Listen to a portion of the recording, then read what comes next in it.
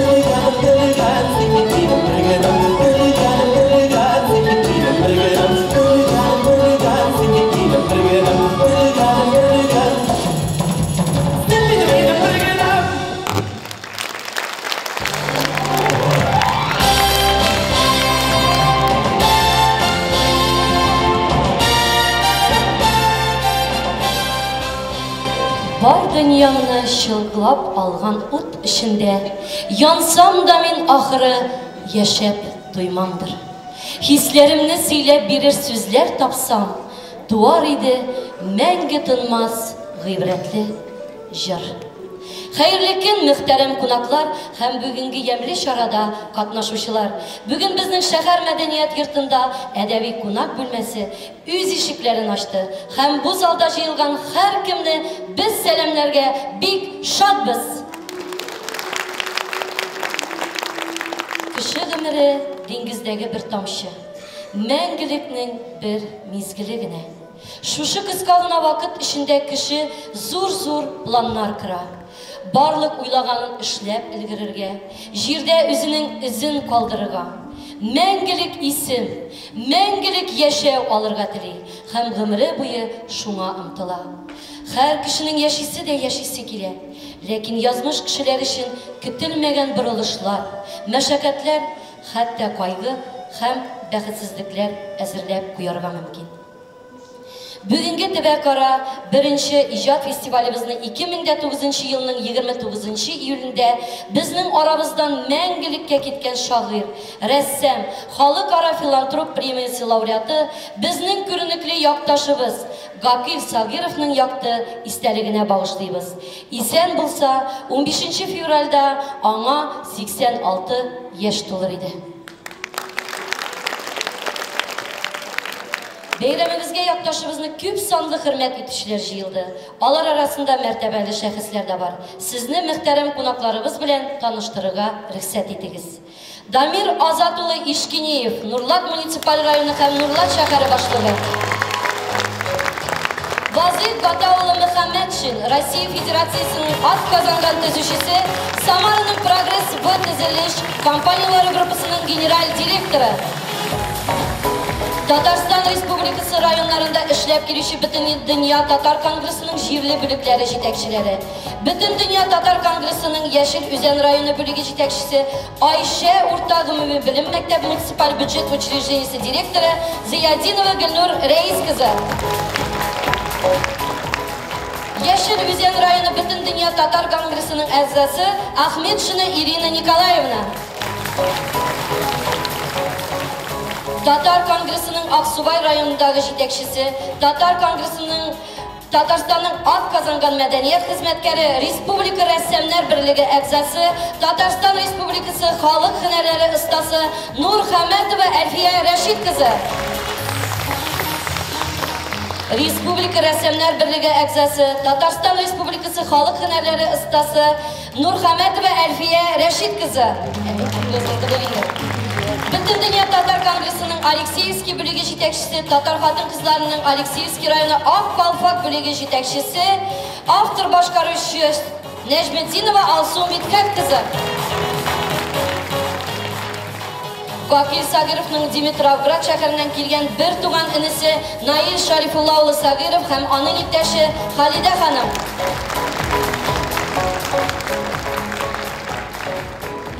Һәм инде безнең инде кунакларыбыз арасында Ульяновск һәм Самара өлкәләреннән килгән мөхтәрәм кунакларыбызны сәламлыйбыз.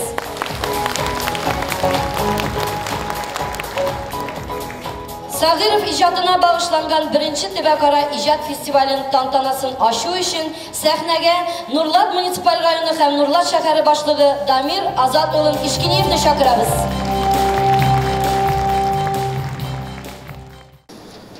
Хәерле көн, хөрмәтле нурлатлылар, кадерле кунаклар, добрый день, дорогие нурлатцы, уважаемые гости, добрый день, уважаемые ребята. Очень рад, что вы сегодня сюда пришли. Давайте поаплодируем всем нам.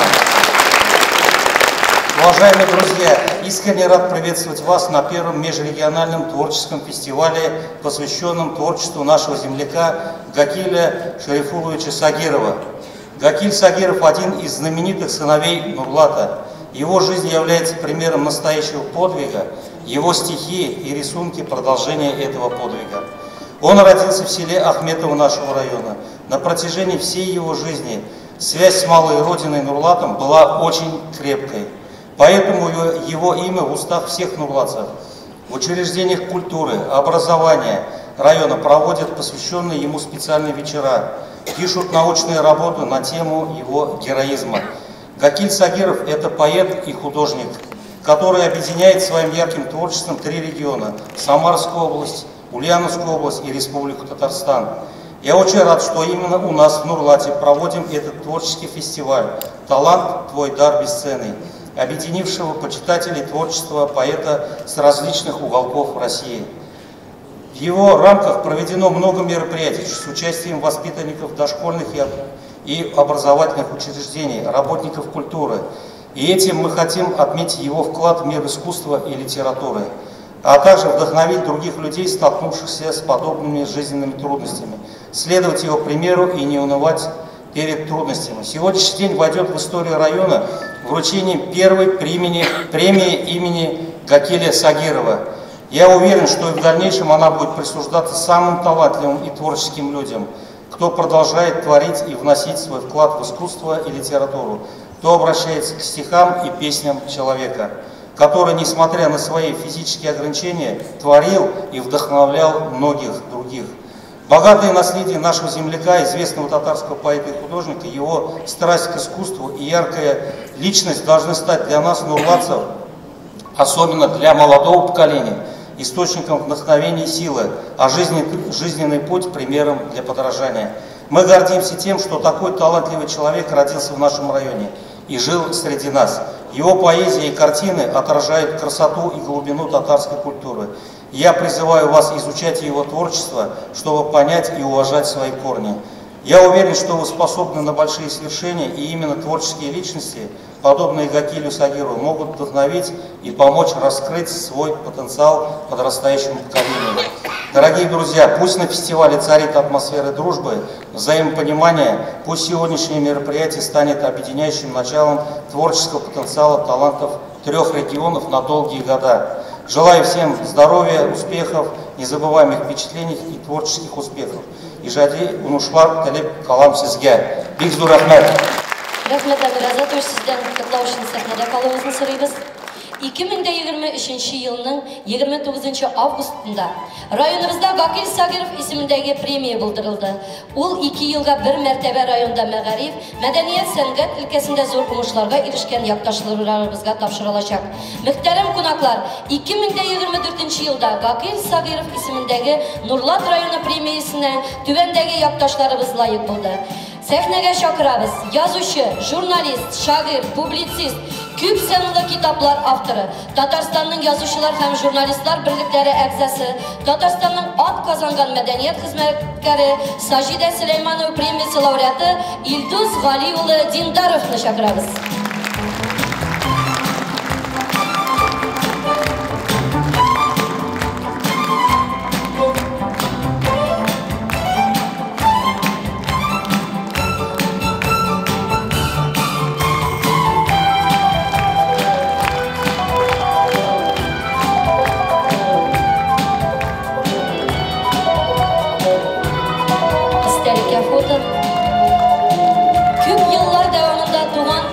Татар теле һәм әдәбиятыннан балаларга белем биргән мөгаллимә, шагыйрь Gakil Sagirov музеена нигез салучы, аның шәхси сайтын булдырып, бүгенге көндә дә алып баручы, бик күп конкурслар һәм фәнни-гамәли конференциялар лауреаты Ахлиуллина Гөлүсә Дамир кызын чакырабыз.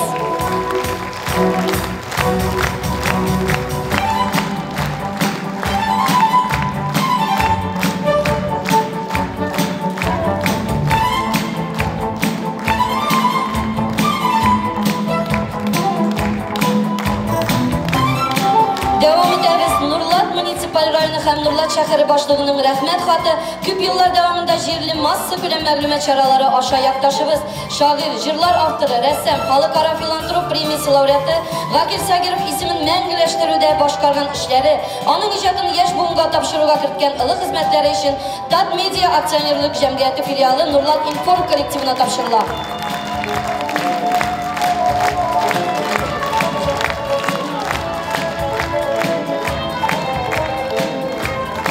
Шулай ук район Мәгариф өлкәсендә күп еллык хезмәте танылган шагыйрь, рәссам, филантроп премиясе лауреаты Gakil Sagirov тормыш юлын һәм иҗатын өйрәнүгә керткән шәхси өлеше, мәшһүр якташыбыз исемен мәңгеләштерүгә һәм аның иҗаты яшь буынга тапшыру юлында ирешкән казанышлары өчен Нурлат шәһәренең 2 номерлы урта гомуми белем мәктәбе укучысы Сафина Зилә Сахабетдин кызына Нурлат муниципаль районы һәм Нурлат шәһәре башлыгының рәхмәт хаты тапшырыла.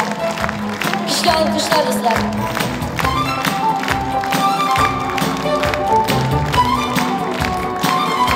Истәлеккә фото.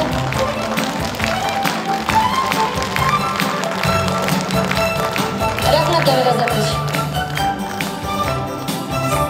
Хәзер сезнең алда Кәкре Атау мәдәният йорты хезмәткәре Фәүзия Калимуллина чыгыш ясый. Ул сезгә Gakil Sagirovның яшәргә дигән җырын бүләк итә. Рәхим итеп каршы алыгыз. Баянда Рахматуллин Сәмигулла.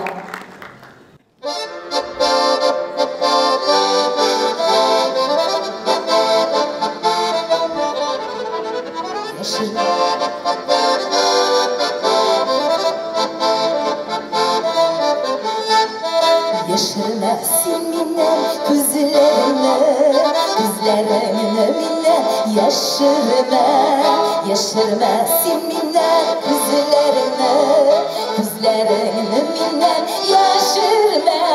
Min tatlını min hiç kim karşında da canım değilsin ha deşerge. Min tatlını min hiç kim karşında da canım değilsin ha deşerge. Hey yaşırma seninle kullarını, bendik birgeydi barlaşı. Yaşırma seninle kullarını, gittik birge dostum barlaşı. Yüzü kaptırmış dengizinde, işkeklerini işi barlaşı. Yüzü kaptırmış dengizinde, işkeklerini işi barlaşı.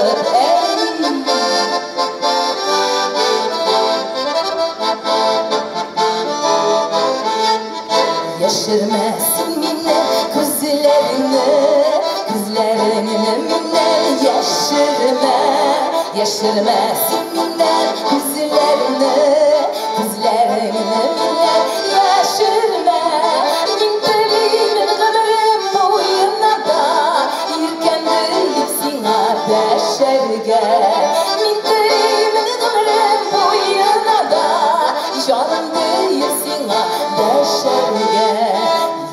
Яшерме сининен күзлеріңні, яшерме сининен кулларыңны, яшерме.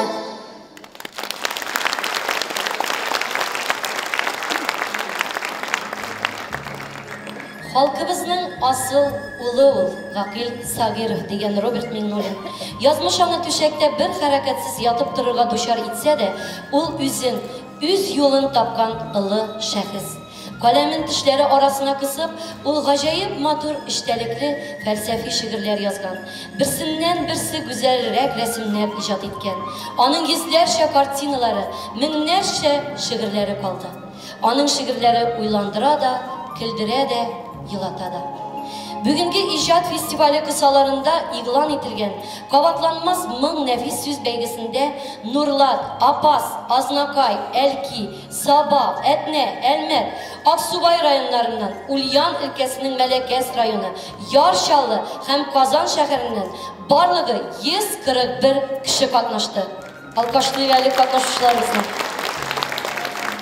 Хәзер сәхнәгә әлеге бәйгенең төп иганәчесе, тамырлары белән Түбән Нурлат авылыннан булган мөхтәрәм якташыбыз, Прогресс В төзелеш компаниялары группасы генераль директоры Вазыйх Гатович Мөхәммәтшинне, шулай компанияның вице-президенты Сидикова Раушания Фуат кызын һәм Татмедиа акционерлык җәмгыяте филиалы Нурлат информ җитәкчесе, баш редакторы Резида Акрамованы чакырабыз.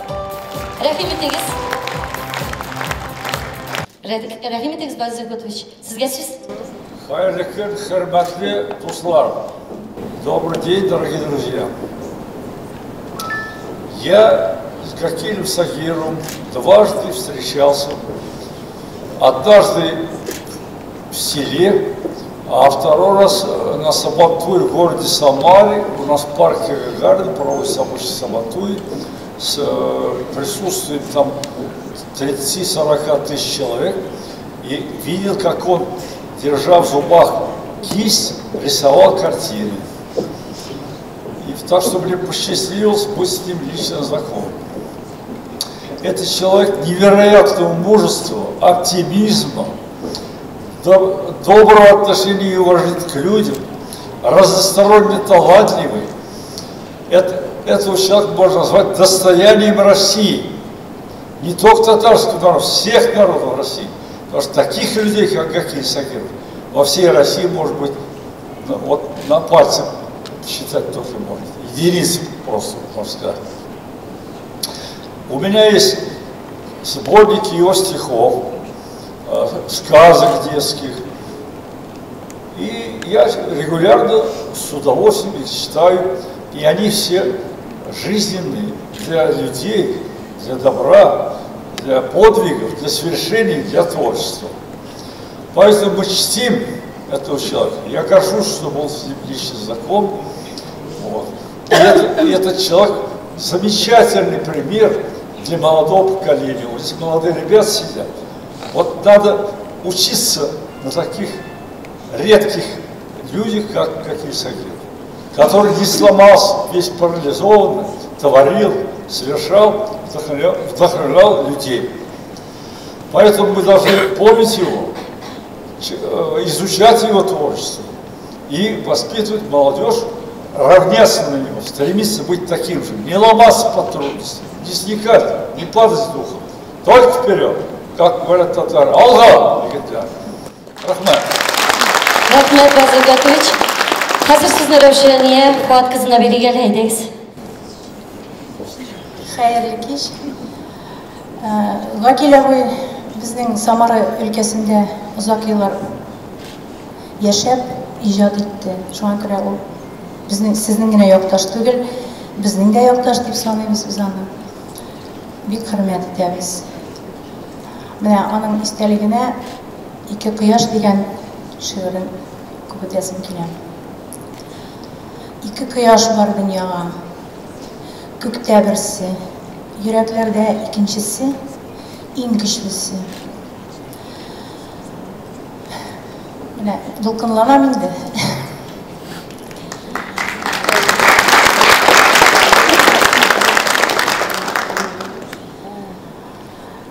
Ширлеләрне ятагыннан күтәрә ул. Korkaklарны батырлыкка этәрә ул. Мәхәббәт ул. Нинди татлы әрни күңел. Әгәр сүнсә, күктәгесе берни түгел. Рәхмәт, Рушания Фатыйма. Бездә гәүни Хайырлы икән кунаклар, хайырлы икән нурлатылар. Менә безнең район газетасы быел нәшер ителә башлаганга 93 ел була. Һәм узак еллар дәвамында безнең район газетасы Вакил Сагировның шигырына, иҗатына багышланган әсәрләрне яктырту буенча төп платформа булып торды. Һәм дә инде 2000 елда biz Нурлат телевидениесе ачылгач та biz еш кына аның иҗатына мөрәҗәгать итә идек. Вакил абый безгә килеп йөри иде. Без аны үзебезнең шундый якын дустыбыз итеп саный идек. Һәм дә инде ул вафат булгач та biz анда аның каберенә дә барып йөрдек. Аның туганнары белән дә аралашып яшәдек һәм шулай алга таба да яшәрбез дип ташанам инде. Һәм дә үзебезнең газетабызда, телевидениедә аның иҗатына даими игътибар бирәбез. Менә бүген фильм карап узгансыздыр, бит. Ул фильм менә безнең 2006 елда төшерелгән фильмыбыз иде. Әлеге фильм белән без республика дәрәҗәсендә беренче урынга чыккан идек. Ник дигәндә, Вакил абый кебек кешенең иҗатын яктырту, аның турында шундый матур фильм төшерү бөтен коллективында кулына килә торган эш түгел. Инде нәрсә дип әйтәм, безнең вафатына күп вакыт булса да, Вакил Сагировның шигырьләре һаман да безнең газета битләрендә басыла. Без аның иҗатына әле кайтып киләбез. Һәм дә инде менә шундый иҗади конкурсларда оештырабыз. Былтыр без Кабатланмас моң дигән беренче фестиваль уздырган идек. Аның кысалары бик тар булды. Һәм без анда балаларны, менә инде без төп максатыбыз менә аның иҗатын балалар арасында популярлаштыру. Менә Вазык Гатович әйтмешли, балалар аларга ничек дип әйтергә, аның кебек булсыннар, патриотизм булсалар күңелләрендә дип тырышабыз. Һәм дә инде шуңа былтыр безнең ул шигырьләрне укыдык, без татар телендә генә иде. Без аларны социаль челтәрләрдә урнаштырдык. Без аны үзебезнең телевидение экраннарыннан күрсәттек. Ә менә быел Әлфия Салиховның тәкъдим ясагач, менә шундый төбәк-ара чара үткәрәбез дигәч, без аның кысаларын киңәйттек. Без бу конкурста, бу икенче конкурста 150дән артык шигырь алдык, бит. Аның бит инде төрле яшь категорияларында иделәр алар. Һәм дә алар шулкадәр кызыклы иде. Без аларны озак иттереп карап, балаларны социаль челтәрләрдә урнаштырдык баштан. Аннарсын үзебезнең телевизор караучыларга тәкъдим иттек. Һәм дә иң яхшыларын сайлап алдык. Һәм дә инде мин бүген аларга бүгләкләр алдыннан зур рәхмәтемне әйтәсем килә Вазык Гатовичка. Дөресен генә әйткәндә, мине Вазык Гатович белән дә менә шул Вакил Сагировның булган чарасы таныштырды. Шуннан бирле без аның белән шундый дуслар, без аны дустына түгел, без аның белән туганнар диергә була хәзер. Ни өчен дигәндә, минем районда нинди генә чара үткәрәсе планлаштырсак та, мин беренче булып иң беренче булып Вазык Гатовичка мөрәҗәгать итәм. Ул безне һәрвакыт поддерживать итә, рушкалар эшләй, бөтен башлангычларыбызны хуплый, һәм дә безгә матди, мораль бөтен яклап ярдәм күрсәтә. Менә бусында да инде менә Вазык Гатович безнең менә бу чараның, бу конкурсның төп иганәчесе Вазык Гатович. Әйдәгез рәхмәт безнең якташыбыз, тамырлары аның түбәндерлаттан да киекледән, шуңа да ул безнең якташларга бик хаклы. Һәм дә инде без киләчәктә дә өметләнәбез. Вазык Гатович безнең ул ничек дип әйтергә, подписка вакытында безгә бик ярдәм итә. Аннарсын безнең журналистлар һәйкәле республикада бер генә ул, бездә генә ул, һәм дә аны безгә төзергә булыштыручы Вазык Гатович. Әйдәгез тагын бер тапкыр Әминә компаниясы тагын үткәреләде. Подписка тиз килеп җитә. Шуның өчен дә без инде аның ярдәменә рассчитывать итеп торабыз. Былтыр без үзебезнең дуслык газетасы призына үткәргән идек. Җиңел атлетика буенча кросс балалар арасында. Анда да менә ул төп иганәчебез ул булды. Әйтәм, бик зур рәхмәт анарга. Бик зур рәхмәт.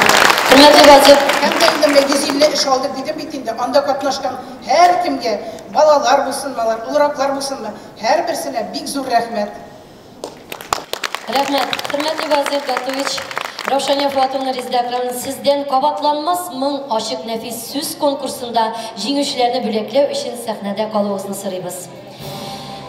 Birinci Төбәк-ара иҗат фестивале кысаларында уздырылган Кабатланмас моң, икенче ачык шигырь укучылар конкурсының җиңүчеләрен тәбрикләүгә сәхнәгә чакырабыз. Укучылар арасында Сәгыров шигырьләрен татар телендә сөйлибез номинациясендә җиңүчеләр.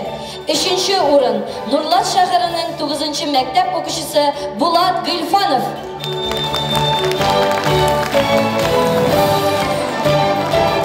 Шулай ук 3нче урын Нурлат шәһәренең 1нче мәктәп укучысы Шулпан Нугаева. 2нче урын Зарина Валиева, Нурлат гимназиясе укучысы. Барыгыз да сәхнәдә калуыгызны сорыйбыз. Барыгыз да калабыз, яме фатага. Өлкәннәр арасында Сәгыров шигырьләрен татар телендә сөйлибез номинацияләрендә җиңүчеләрне.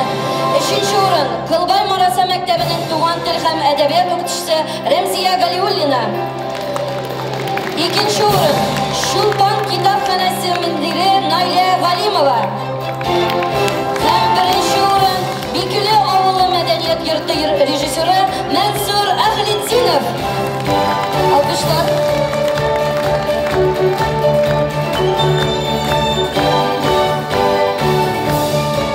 Барыбыз да сәхнәдә калабыз.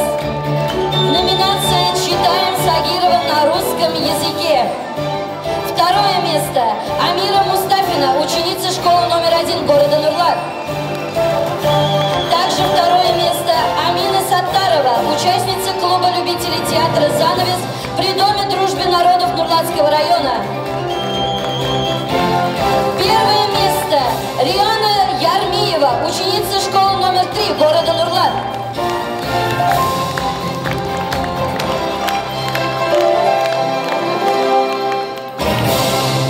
В номинации «Читаем Сагирова на русском языке» хочется пригласить ученицу Чулпановской школы Алсу Зиядинову, которая заняла 3-е место. Аплодисменты, пожалуйста, Анарга. Эйдегзели. Алсу Зиядинова. Күчле алкышлар.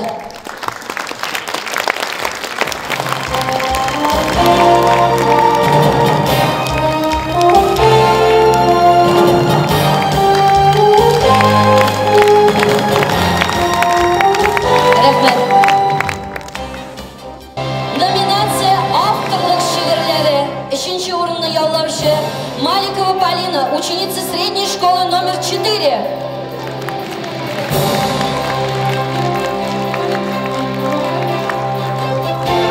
Второе место Алсу Нәжметдинова, Аксубай районының Түбән Татар Маниса ауыл мәдәният йорты.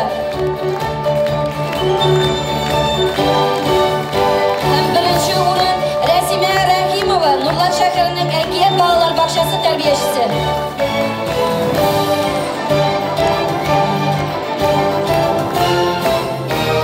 Һәм дә тамашачылар мәхәббәте номинациясе Алина Хвалева, Нурлат шәһәренең 3нче мәктәп укучысы.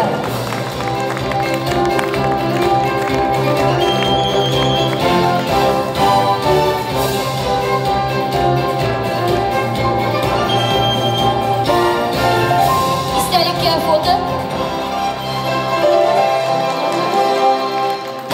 Алкышлык әле безнең катнашучыларыбызны. Рәхмәт барыгызга да. Рәхмәт сезгә. Хөрмәтле тамашачылар, сезнең алдыгызда Вакил Сабиров сүзләре, Вакил Шакуров киенә иҗат иткән Сириннәр җырын Грани мәдәние ял үзәге хезмәткәре Сирин Айткулова башкара. Каршы алабыз.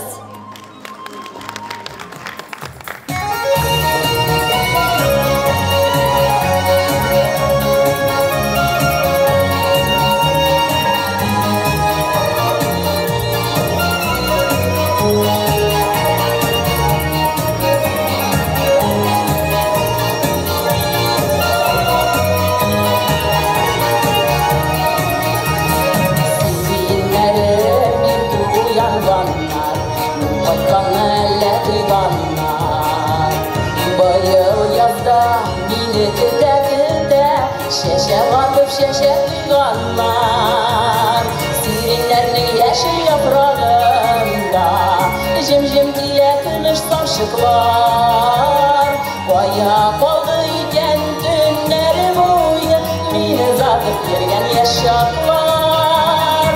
Baya kaldı iken günler boyu meni zatıp bergen yaşaklar. Sirinlerge kılgan sandu başını izlettin uymağlı tavışın. Sizem iken elle mehabetinin mingak kelgen koygu sağışın.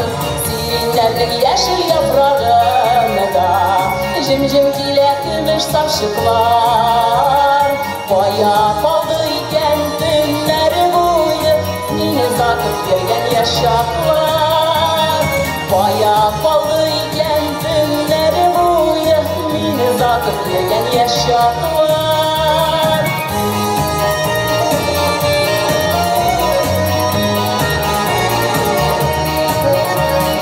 Üzmesin de sirin çeşegin Tabar idin şeşek yürekte. Men görmesem seni yaşayamam, Görsem de bir kıyın yürekte. Sirinlerinin yeşil yaprağında jim-jim kile kümüş safşıklar. Baya kaldı iken günler boyu meni zatıp bergen yaşaklar. Baya kaldı iken günler boyu meni zatıp bergen yaşaklar. Sirinlerinin yeşil yaprağında jim-jim kile kümüş safşıklar. Baya kaldı iken günler boyu meni zatıp bergen yaşaklar. Baya kaldı iken günler boyu meni zatıp bergen yaşaklar. Meni zatıp bergen yaşaklar.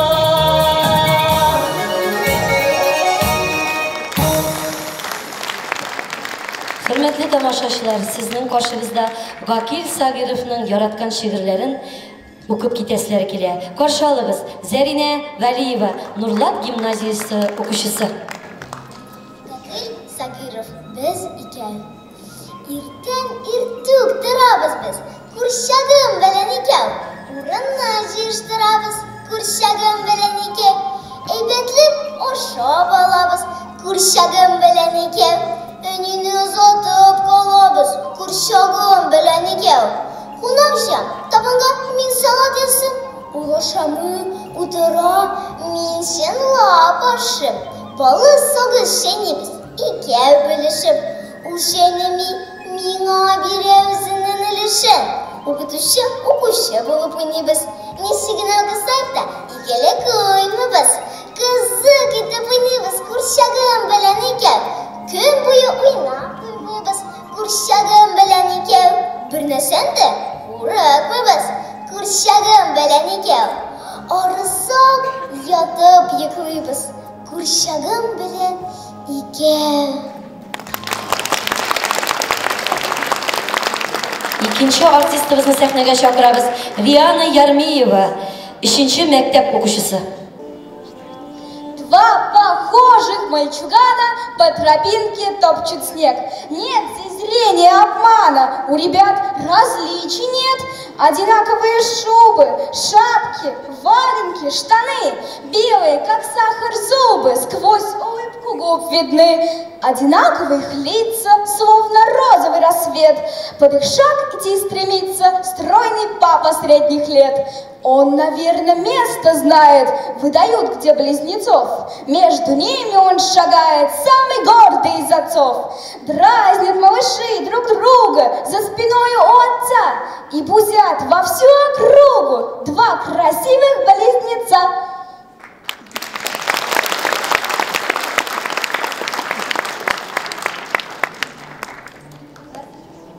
Hozir sahnaga chaqiramiz Aqsubay rayonining Tuban Tatar Maynisi avul madaniyat yurtining xizmatkari Alsu Najmiddinova. Qarshi olamiz.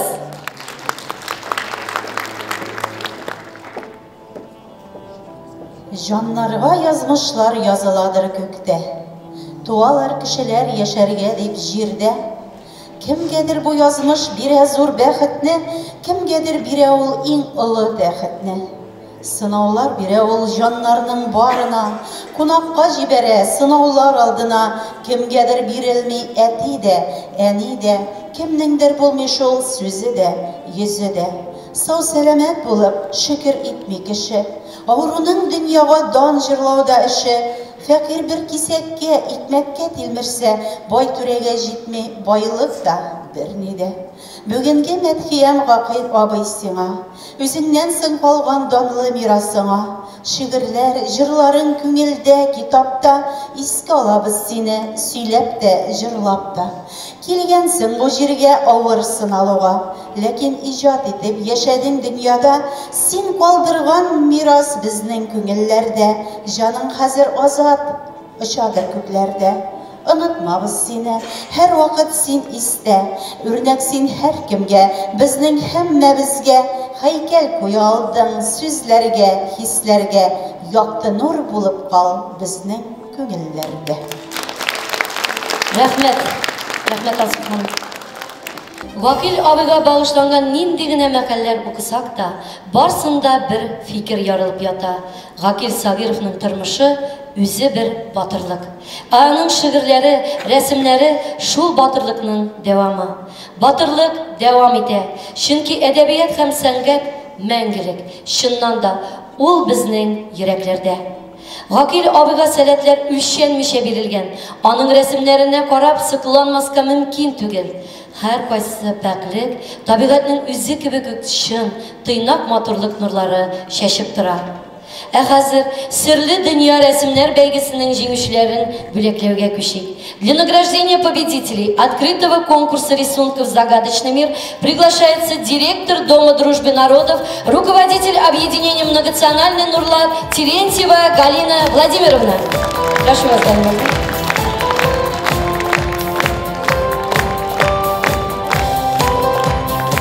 Добрый день, дорогие гости, дорогие ребята.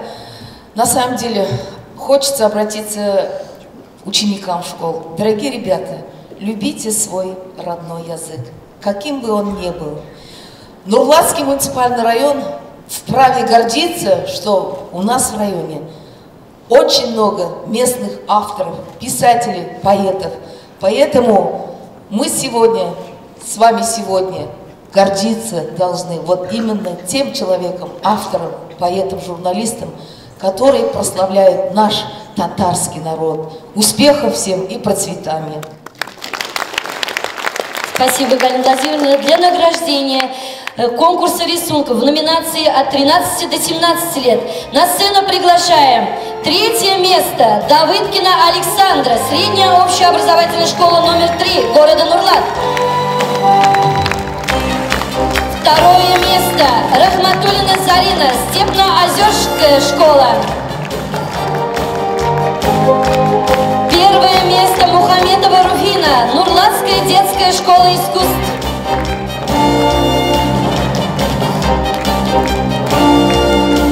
'Всех просим остаться для фото. Итак, в номинации 18 лет и старше дипломами награждаются 3-е место Крайнова Валентина, Багдашкинский сельский дом культуры. 2-е место Габдрахманова Гульнара, Вишнево-Полянский сельский клуб.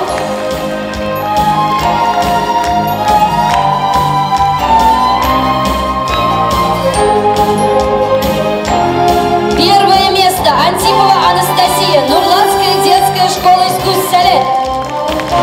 Аплодисменты. А также приз зрительских симпатий получает Павлова Нина Михайловна, Нурлатская детская школа искусств Сале.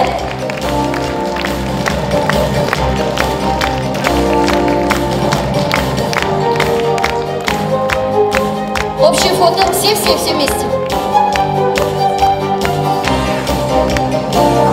Общее фото, пожалуйста, на память.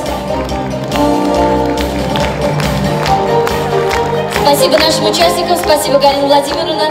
Хөрмәтле тамашачылар, сезнең алдыгызда Татарстан Республикасының атказанган мәдәният хезмәткәре Ольга Ильина җитәкчелегендәге Созвездие йылдызлы конкурсы лауреаты Эсперанса эстрада бию ансамбле чыгыш ясый. Ай, былбылым.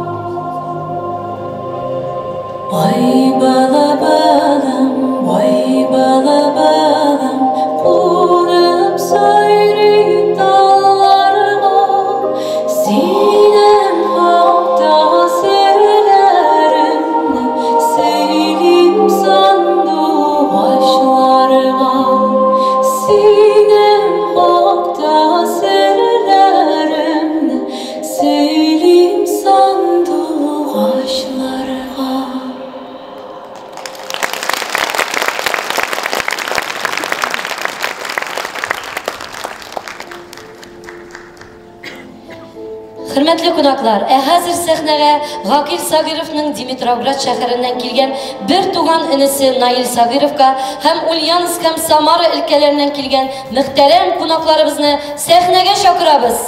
Rahim etiniz. Ben Gakilabı'nın tuğan inisi Nail olamın.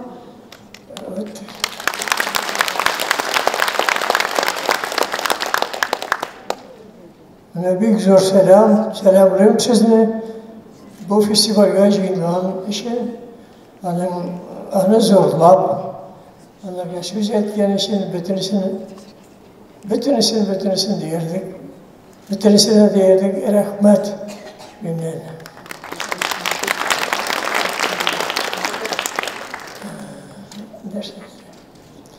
Hazırki vakitte bizden büyük zor iş, bularga tegiş anarga anın bütün işlerini çalıldыра turgan muzey yasarga.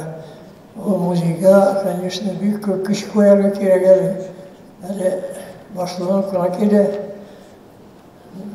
я думаю, Tatar halkı, Özbekistan halkı bizinde anarga тоже kişilerinden kilgahane yardım ederler diye başaramadılar.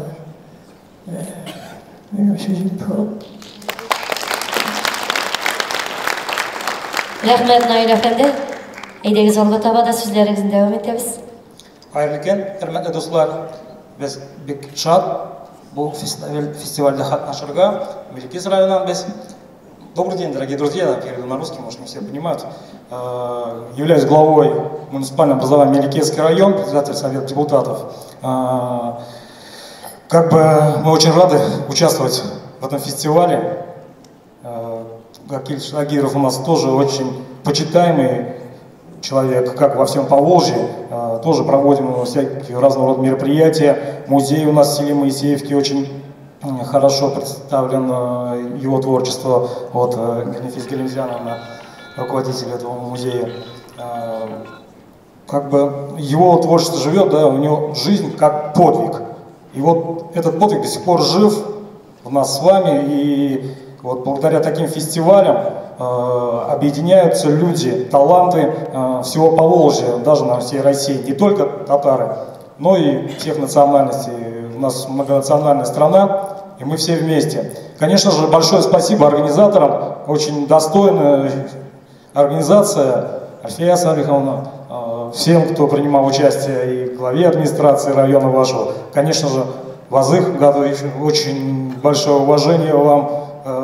Очень хорошо, когда такие люди, достигшие высот, всегда помнят о своих истоках и помогают талантам проявить себя.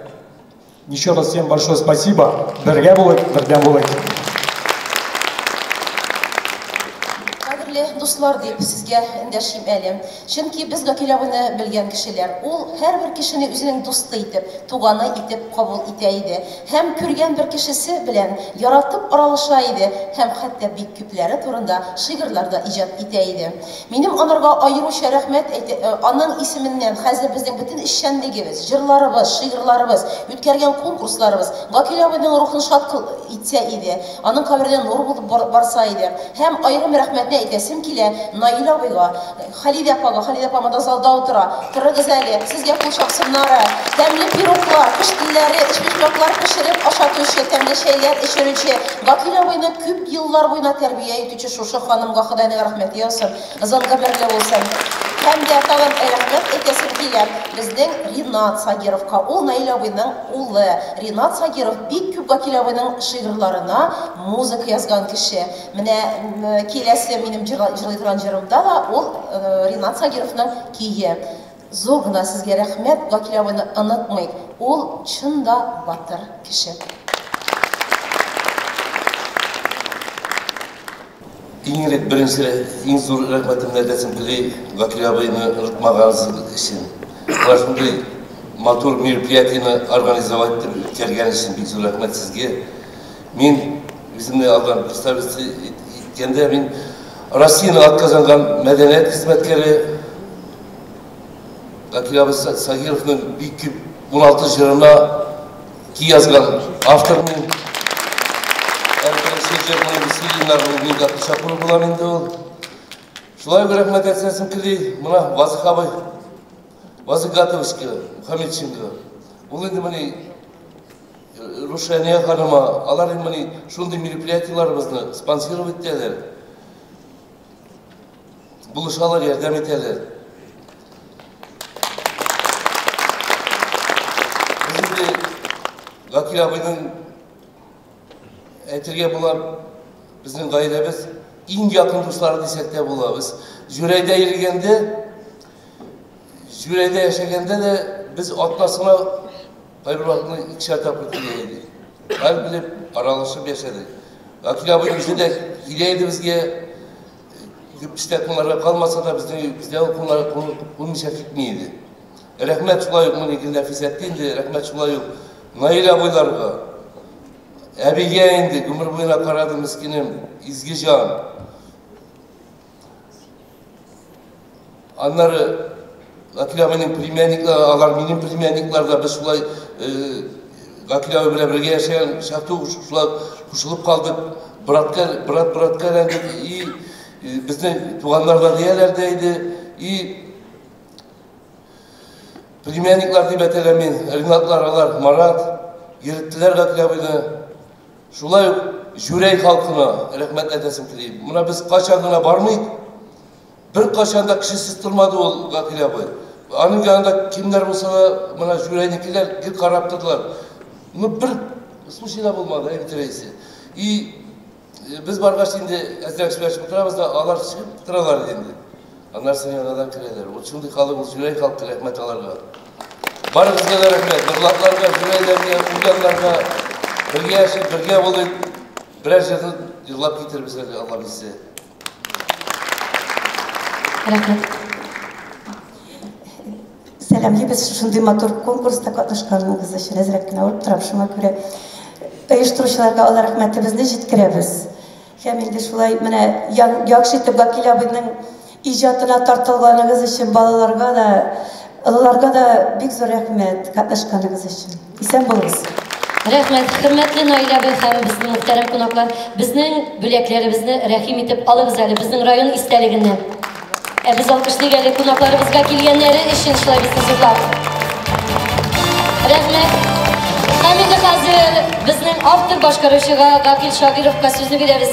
Haydagiz. Rahmet. Gakil abi Sagirov sözleri, yaratıcı sözleri, bu yaratıcı sözleri deyip yazılmagan idi şiirde. Şiirde yazılgan idi. Bir nefis bilesin, şiirin ismi Appağım. Sen tınla meni Appağım degan şiirden idi. Biz indi ismin yaratıcı sözleri deyip eğlendirdik. Jırga eğlendi ol yaratıcı sözleri bulup bu jırda yegirim bir mühebbet sözleri. Mındı jırını men bizim işitkenim yok, может belki siz işitkeniniz bardınız. Bu jırında bizning Gakil abi bile yazgan jırımızın klibi altın Tatar restorasının altın fontuna kirdi, rahim etiniz. Yaratıcı sözleri.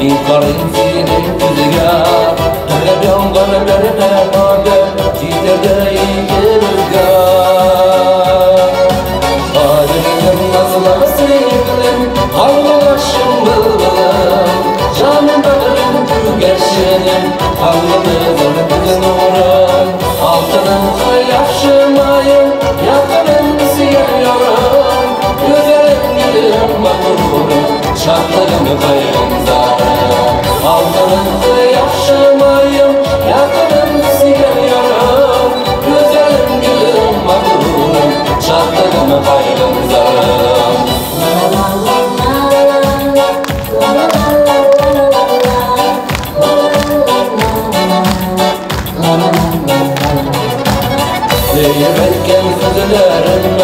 Seni terleme canım Ellerinde kürkem güller Böyle bizle dağılır Adım nasıl sevgilim Arkadaşım bılbılım Canım bağrım gügeşinim Kanlılığım güzel uğram Altının yaşamayım Yakınım geliyorum Güzelim gelim makbulum Şartlarım bayram zarım Altının yaşamayım Yakınım geliyorum Güzelim gelim makbulum Şartlarım bayram zarım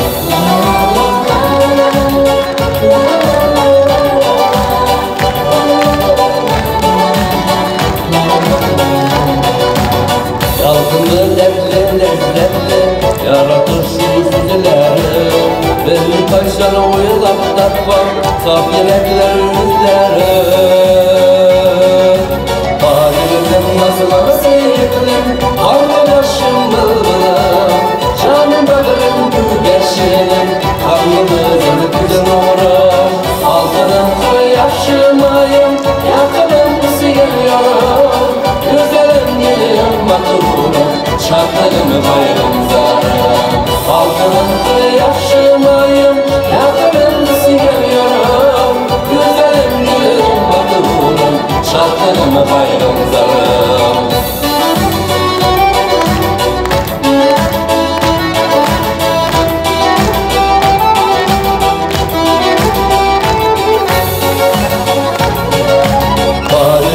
Nasıl sevgilim, arkadaşım bılbılım Canım bağrım gügeşinim, kanlılığım güzel uğram Altının yaşamayım, yakınım geliyorum Güzelim gelim makbulum, şartlarım bayram zarım Güzelim gelim makbulum, şartlarım bayram zarım Güzelim gelim makbulum, şartlarım bayram zarım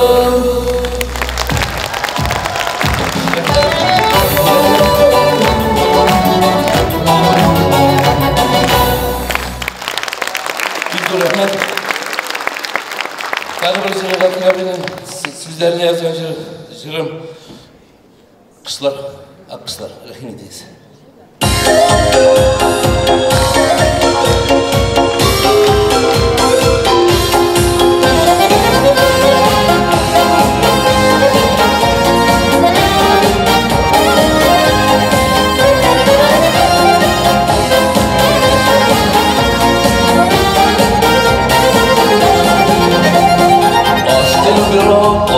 Taşuşya kızlarma Varında gülerim kalbına Alar o yere Dikkiler casım Zenger soğuklar altına Ey kızlar o kızlar Min bulayım bergeniz Ağrınız bine de Rabbo Yazmışlar yazdanla Gülümüz bergene Tercih keş kaytır bir bu yapma Ey kızlar o kızlar Min bulayım bergeniz Ağrınız bine de Rabbo Yazmışlar yazdanla Gülümüz bergene Tercih keş kaytır bir bu yapma Bilgisiz illerde, bilgisiz şiirlerde, bilgisiz pislerge dağılır.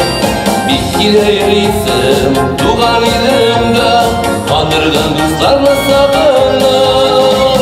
Ey kızlar, oh kızlar, min bulayım bergeniz, ağlınız bine de Rabbo. Yazmışlar yazlarını, görürüz belgene, tercih keş kaytır bir bu yapma. Kızlar, oh kızlar, min bulayım bergeniz, ağlınız bine de Rabbo. Yaz kızlar yazlarını, görürüz belgene, tercih keş kaytır bir bu yapma.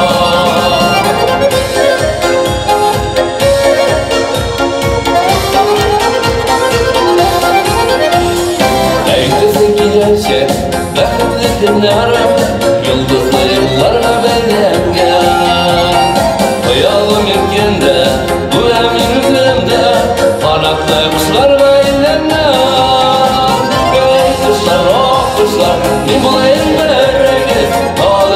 минедай Rabbim Yaz kuşlar yazgınlar Görürüz belgelem Gerçekkeş kaytırıp bu yapma Ey kuşlar kuşlar Nimalayım beregiz Ağlığız mineday Rabbim Yaz kuşlar yazgınlar Görürüz belgelem Gerçekkeş kaytırıp bu yapma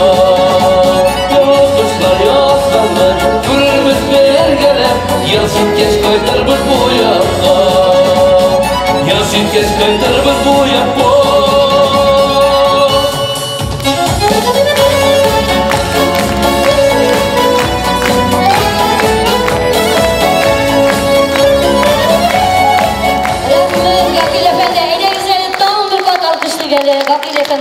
Vakil Sagirov başlangıç bilimini Ahmet Mektebi'nde alsa 4. sınıfka bir kılga yerip okuy.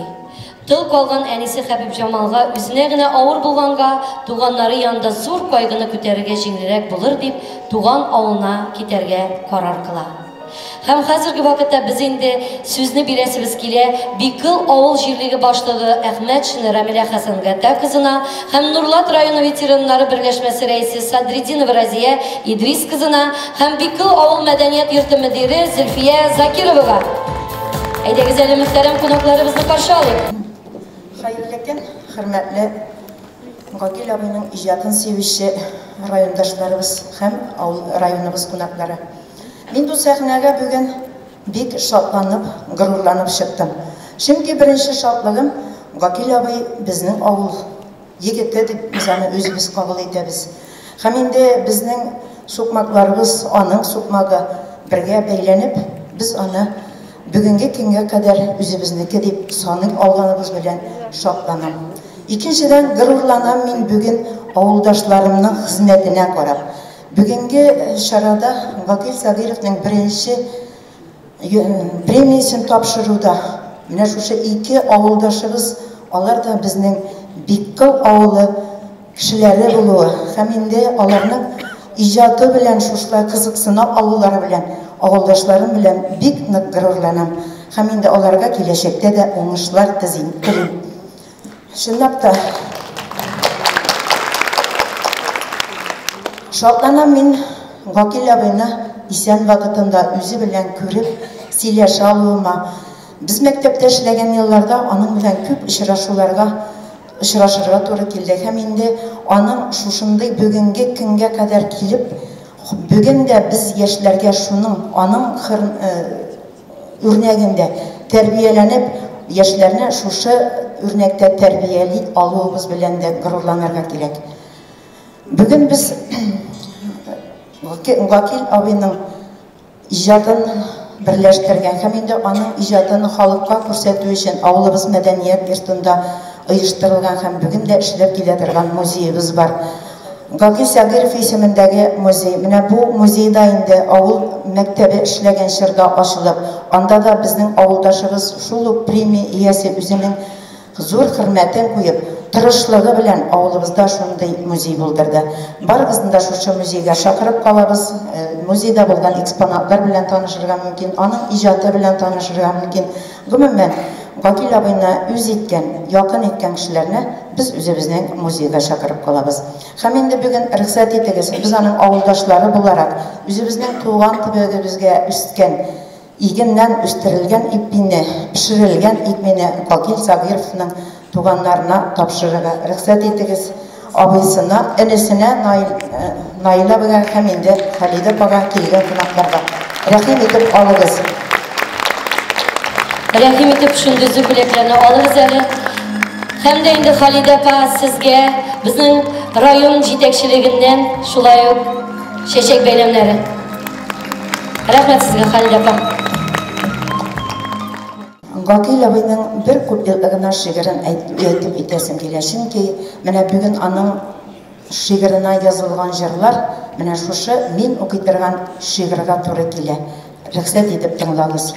Jırlar yazam, xatlar yazam, kitap yazam, ak qog'ozni so'zlar bilan sirlab solam. Ko'p mikirash ketaning har yo'lina shodlanam men jırlar bo'lib qoluvima. Mana o'zi isen vaqtda da Менә ул үзе исән вакытта да шушындай шараларны күз алдында тотып, һәм инде үзенең безне ана шулай хөрмәт итеп, яшәүебезне хөрмәт итеп, барлыгын, берлеген белеп яшәүебезне тыйымлагандыр һәм менә шушы матур шигырь юлларын безгә язып калдыргандыр. Бүген җома көн Гакил абыйны искә алуыбыз аңа, аның рухына дуа булып барсын. Урны җомакта булсын, гүрләре якты булсын. Амин. Рәхмәт. Хайрлы көн, добрый день, участники фестиваля. Мин бик шат, менә сәхнәгә чыгып, Гакил абыйны искә алуга. Монда инде безнең аңа кадәр һәм хәзерге вакытта район башлыгы булып эшләгән Дамир Азат улы Ишкениевка. Аннары Нурлат районына безнең татар бүлеге җитәкчесе Әлфия Сәлиховага. Чөнки инде ул без башлаган эшне дәвам итүче, игенәче булган Вазыйх Гатовичка һәм инде бу бәйгедә катнашучы, премия алучы барлык рәсләргә Рамиля Хасангатына әйтеп үтте Илдус Галишка, Гөлсә Дамировнага иң беренче Бикел авылында эшләп, туып, үсеп дәвам итүчеләргә. Гакил абыйны мин якыннан ук мәктәп елларынан беләм, чөнки Бикел мәктәбе укучылары Иске Жүрәй авылына җәя Гакил абый белән очрашуга баралар иде. Укытучы булып эшләгәндә дә аның иҗаты белән таныш. Бик зур рәхмәт безнең дуслык, дружба, туслык газетасы хезмәткәрләренә, чөнки иң беренчеләрдән булып, алар Гакил абыйны дөньяга чыгаручылар һәм инде барлык район халкы, республика халкы һәм Россия халкы белән таныштыручылар. Резидә Акраны сезгә бик зур рәхмәт. Иң беренчеләрдән булып сез Таштан чыккан чәчәк дигән дискны әзерләдегез. Без киләчәк бәйрәмнәрдә әле бу дискның эштәлеге белән танышып барабыз. Бу китаплар һәм дисклар татар теле һәм әдәбияты укытучылары һәм инде район халкының киштәләрендә тора. Һәм шуның белән дә горурланам. Самара, Ульяновск өлкәләре ничек әйтим, җитәкчеләрне, аның иҗатына мөктәбән булмаган кешеләргә, чөнки аның китаплары татар телендә дә, рус телендә дә бастырып чыкты. Инде ул вакытта үзем эшләгән чорда Милли мәгарифнең урынбасары булып эшләдем районда. Шуннан соң шундый фикер тулды. Ни өчен генә әле Самара һәм Ульян өлкәләре генә Гакил абыйның иҗаты буенча китаплар чыгаралар. 2006 елда үзем Фатага Галимуллин янына бардым. Ул Татарстан язучылар берлеге рәис иде. Аның белән очраштым алдан һәм инде 2006 елда Ирек Сирә дигән Гакил абыйның күп шигырьләре, хикәяләре, һәм инде әкиятләре, рәсемнәре булган җыентыкны чыгардык. Бу җыентыкны барлык район халкы теләп сатып алдылар. Әле саны җитмәгәч, тагын чыгар микән, кабатланмас микән бу җыентык дип сорадылар. Менә минем шуны гына әйтәсем килә. Чыннан да Гакил абый ул көчле рухлы кеше. Аның белән очрашу, аның белән сөйләшү, аның белән аралашу үзенә бер йылылык бирә иде. Без шәһәр мәктәпләрендә юбилейлар уздырдык. Без авыл мәктәпләрендә һәр елны берәр, икешәр тапкыр, өчәр тапкыр барлык татар телле мәктәпләрдә очрашулар үткәрдек. Гакил абый бу очрашу, алдан сөйләшү була берәр атналдан. Гакил абый, сез килә алырсыз микән? Biz bu очрашуны оештырабыз. Безнең инде әзер оештырабыз дия идем. Һәм инде ул канатланып килә. Шуннан да монда Ринатның исеме чыкты. Ринат Сагиров. Бу инде Гакил абыйның менән Найла абый белән Халида апаның улы. Гакил абыйны ака машинасына утыртып, кулы белән бала күтәргән кебек Гакил абыйны күтәреп утырта, күтәреп төшертә иде. Һәм менә бу очрашулардан Гакил абый шуның хәтле җылы хисләр белән китә. Шуннан да Dimitrov şəhərində mənə mında жетекçi келген, qonaqlar келген. Biz anda Vakil abinin nice юбилейine vardık. Hem sizden örnek alıp üzerinizde de юбилейлар ötkerdik. Gazetalar belgeleri, anın resimleri belgeleri, ana babışanların şiirler belgeleri her bir yılına uzdırıp geldi. Menin de şunun bilen gururlanam. Vakil abi biz bulganda, mine şunday şehisler bulganda, şunday okuşular bulganda, anın ismi menge bulur. Barınızda da bu bayramda katlaşkan için büyük zor rahmet, hem de anardan örnek alıp, даже я гордилась тем, что дети читали стихи не только на татарском языке, сидела и смотрела, как они сами читали эти стихи на татарском, на русском языке. Спасибо вам большое за это мероприятие. Желаю всем здоровья, благополучия и пока живы нурлатские жители Нурлатского района, пока живы его соратники, я думаю, будет продолжаться эта работа. И сенсор будет. Hürmetli dostlar, sizin iktibarınızga Bikil Avul Medeniyet Yurtu Müdiri Zülfiye Zakirov başkarında Gakil Sagirov icad etken Yatim Balajırı Yangırı. Bayanda Semigula Rahmatulin.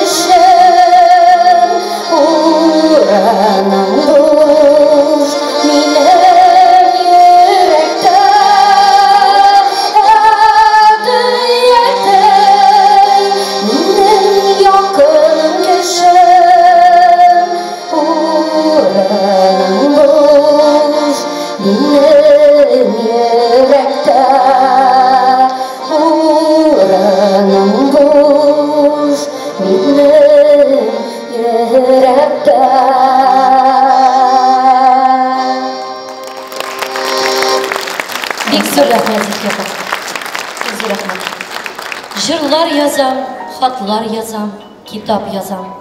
Ak kağızga sözler bilen sırlap salam. Küpme kireş kite anın her yoluna, şatlanam men jırlar bulup kalıma. Dip yazdı özü Gakil Sagirov. Şundan da anın bir hesap mınlı şiirleri üz kilerin tapkan hem eli de tabatıra. Tuzganak, dostlarım var jirde, yılbaşı, gülnurum, jüreyim, Bexit hem başka küp kine jırların İlsaf, Firzer Nurtazin, Rizida Kadirova, Gildaniya Hayrullina, Gakil Shakurov gibi artistler bik yaratıp başkaralar. Hazır, hürmetli konaklar, biz festivalimizin şatlanan men jırlar bulup kalıma vokalistlar konkursu jеңişlerin büleklewge köşeriz.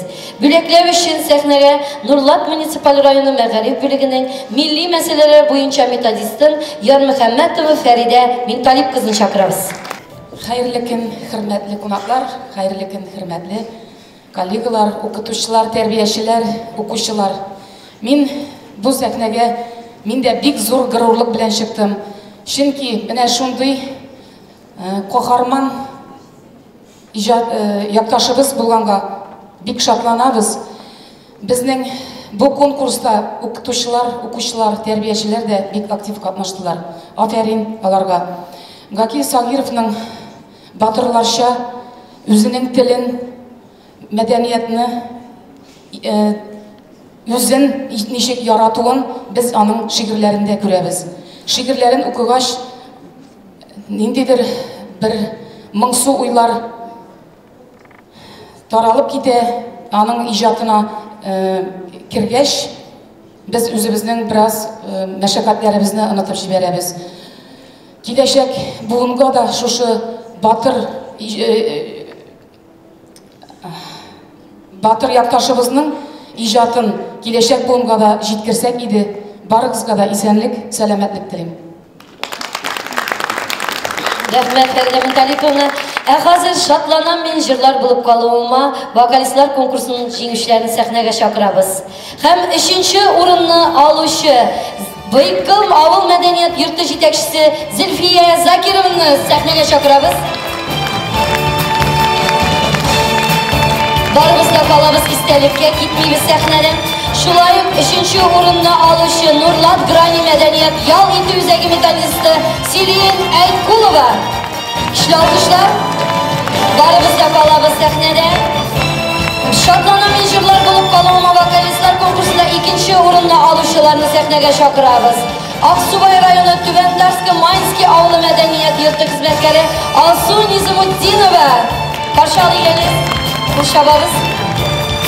Һәм шулай ук 2нче урынны алучы Кәкре Атау авылы мәдәният йорты хезмәткәре Фәүзия Калимуллина.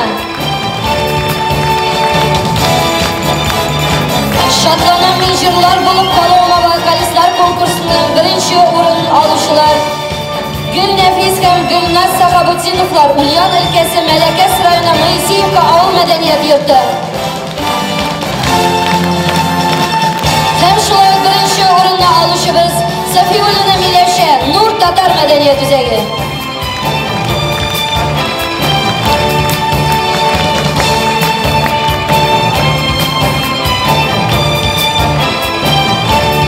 Әйдәгез әле, бергәләшеп фотога төшәбез. Алгарак чыгыгыз.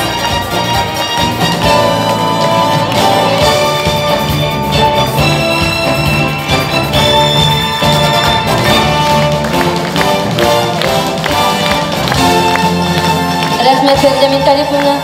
Хөрмәтле кунаклар, хәзер сезнең алдыгызда үзебезнең музыкаль мәктәпнең Сәләт дип аталган мәктәбебезнең укучылары һәм катнашучылары Капитонов Дмитрий һәм Ринат Ниязов татар халык җырларыннан тезмә тәкъдим итәләр. Каршы алыгыз.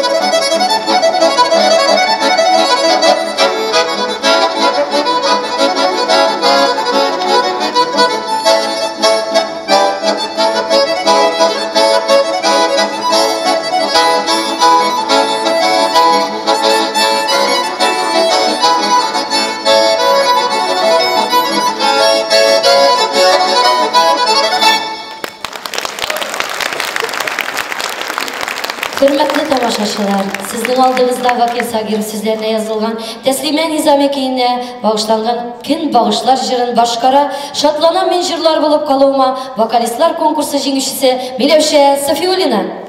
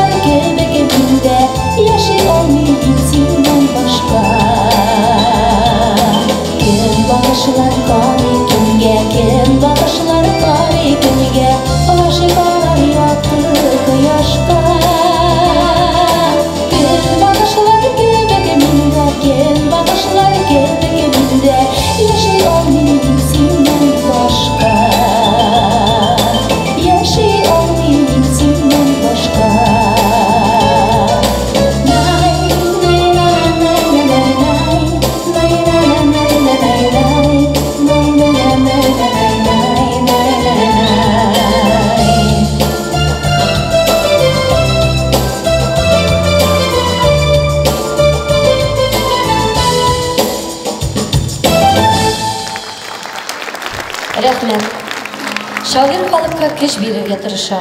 Гүзәл шигырьләре белән начарлыкка, явызлыкка каршы армый-талмый көрәшә. Тормышы, кояшлы иҗаты белән кешеләрне үз язмышларына хуҗа булырга, авырлыкларны җиңә белергә өйрәтә. Бу якты дөньяда яшәү үзе зур бәхет икәнен аңлата. Хөрмәтле дуслар, сезнең каршыгызда шулай ук безнең Шатланам мин җырлар булып калуыма вокалистлар конкурсының җиңүчесе Гөлнәфис Сахабуддинова чыгыш ясый. Рәхим итегез.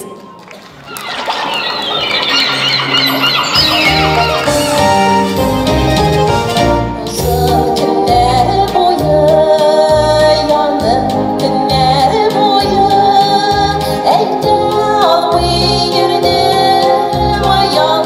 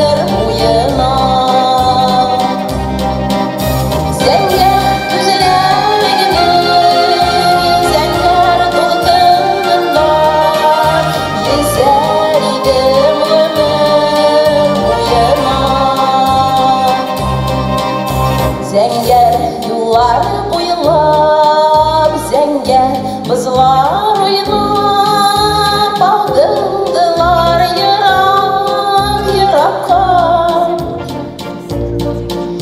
Китте бызлар гына, калды маңнар гына, калдылар тулып йөрәктә. Күкләр эсселгән, зәңгәр күлләр сыман, зәңгәр күзләрең гел уемда. Зәңгәр күзләреңнең зәңгәр дутынында йөзәр идем гомер буена.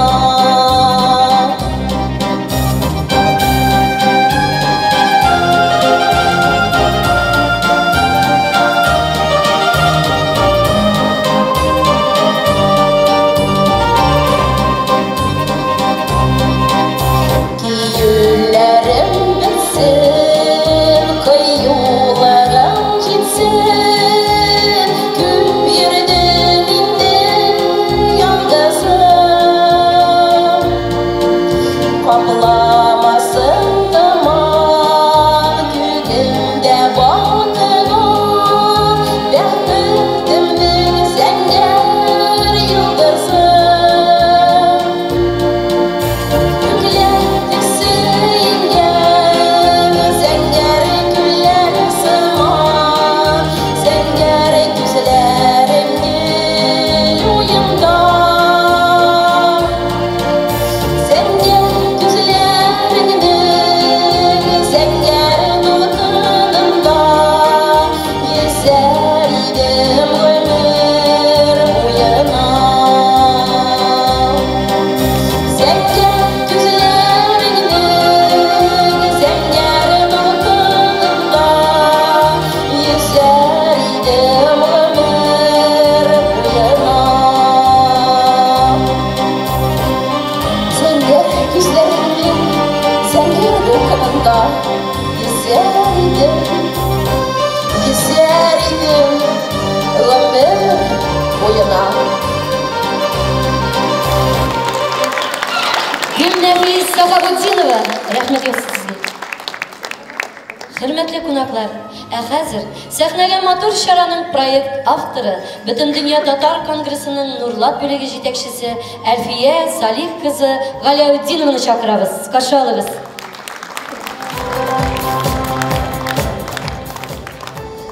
Добрый день, уважаемые участники сегодняшнего, я считаю, очень прекрасного, яркого, светлого праздника. На самом деле, праздник объединил всех нас, наши регионы, Татарстан, Нурлат, Ульяновской, Самарских областей. Мне очень приятно видеть в этом зале наших ребят, наше подрастающее поколение, которые мы с ними работаем, ведем целенаправленную, плодотворную работу. Я надеюсь, наших педагогов дополнительного образования, все-таки эта работа у нас не останется. Мы продолжим дальше и будем набирать высота выше и выше. Хөрмәтле кунакларыбыз, фестивальнең бигән матур кичәнең катнашучылар, бәйгедә катнашучылар, чакырылган кунаклар. Мин менә хәзер әйтәсем килә, Дамир Азатович китте, ул үз сүзен әйтергә кушты менә бу зур сәхнәдән. Дамир Азатович үзебезнең район башлыгы, Нурлат һәм шәһәр башлыгы исеменнән үзенең рәхмәтен белдергән килгән кунакларына, ерак юлларына шулай якын итеп, салкынга, суыкка карамыйча килүегез өчен ул сезгә бик зур рәхмәт белдерде. Әйдәгез әле, аларында шул акышлар җитсен аларга. Без менә уйлап карагыз, менә шундый зур чараны, шундый кунаклар белән үзебез генә үткәрә алмыйбыз бит инде. Чынлап та башлык безнең алда булып, безнең җитәкчеләребез булып, менә бу сәхнәдә эшләүче бөтенебез шундый бердә булгач кына менә шундый матур киләче чырашулар килеп чыкты.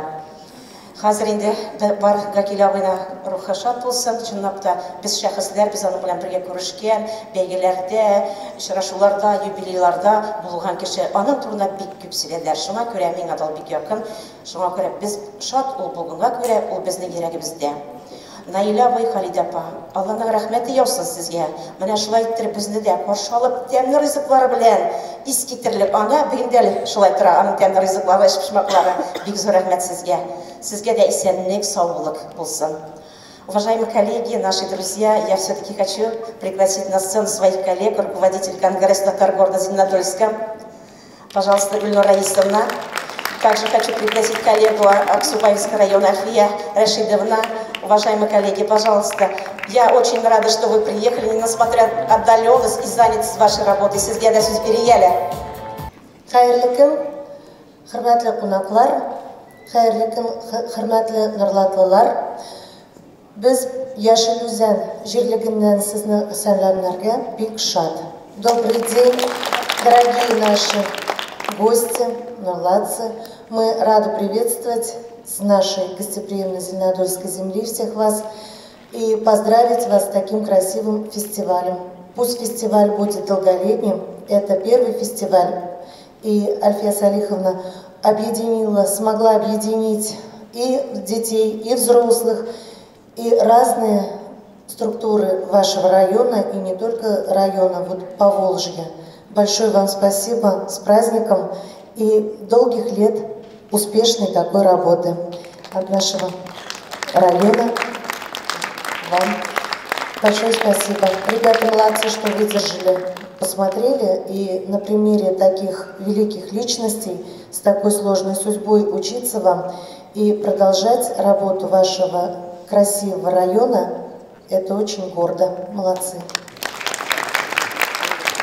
Ассаламу алейкум ва рахматуллахи ва баракатух. Хәзер җомга вакытлары, җомгаларыбыз мөбарәк булсын, акыл ябының рухлары шат булсын. Рәхмәт сезгә шундый матур, бийек чара үткәргәнегез өчен. Әлхәмдүлилләх, субханалла, бик сокланып утырдым. Бик матур, бик күңелле, һәм дә инде менә иң шатландырган нәрсә яшь буында бар монда. Әлхәмдүлилләх, шушы үзебезнең мирасыбызны, үзебезнең байлыкларыбызны, безнең киләчәк балаларыбызга, киләчәк буыннарга биреп калдырабыз икән, бу безнең иң зур бәябез була. Алланың рәхмәтләре яусын, киләчәктә дә шулай очрашырга, исәнлектә һәм инде шатлыкта очрашырга насыйп итсә иде. Хәзер, хөрмәтле дуслар, безнең инде үзебезнең фестивалебезнең рәхмәт хатларын тапшырасыбыз килә.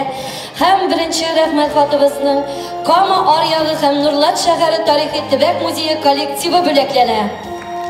Рәхим итегез, Фирүз Замановна.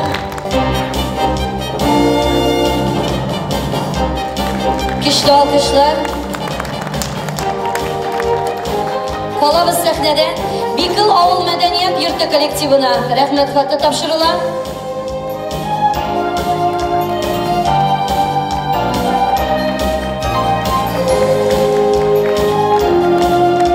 Җирлек ара үзәк китапханә муниципаль бюджет учреждениесе коллективы Нурлат шәһәре. Көчле алкышлар.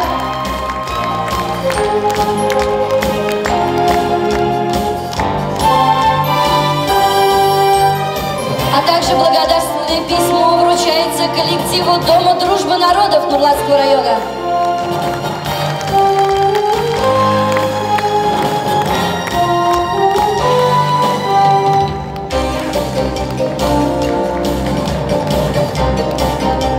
Общее фото, пожалуйста. Тормышның аяусыз сынаулары Вакил абыйны сындыра алмады. Ул халкына файдалы булып яши алды. Бөек шагыйрь, талантлы рәссам, көчле кеше Вакил Сагировның якташыбыз булуы белән без бик горурланабыз. Аның тормышы һәм иҗаты якташларыбыз турындагы истәлекләр киләчәк буынны бәхетле итәргә, иманлы, кешелекле итеп тәрбияләргә ярдәм итәр дип ышанып калабыз. Үлгәннәрнең каберен дә, кадерен дә белеп яшик. Мөхтәрәм тамашачылар, әлеге иҗат фестивале Бөтен дөнья татар конгрессының 2024 елны Шәхесләр елы дип игълан итүенә нигезләнеп оештырылды. Күренекле якташларыбызның исемнәрен мәңгелештерүгә багышланган мондый күркәм чаралар дәвамлы булсын дип теләп калабыз. Хәзер, хөрмәтле тамашачылар, Сезнең алдыгызда халык үзешчән коллективы Сердәш ансамбле. Ансамбльнең җитәкчесе Татарстанның атказанган мәдәният хезмәткәре Сәмигулла Рахматуллин. Бу җырның исеме 100 яшәр Шәһри Нурлат. Бу җырны безнең язучыбыз, якташыбыз Фәүзия Мөхәммәтова сүзләрен язган, әкиен инде Сәмигулла Рахматуллин үзе безгә бүләк иткән бу Нурлатның 105 еллыгына язылган җырын тәкъдим итәләр. Каршы алыгыз.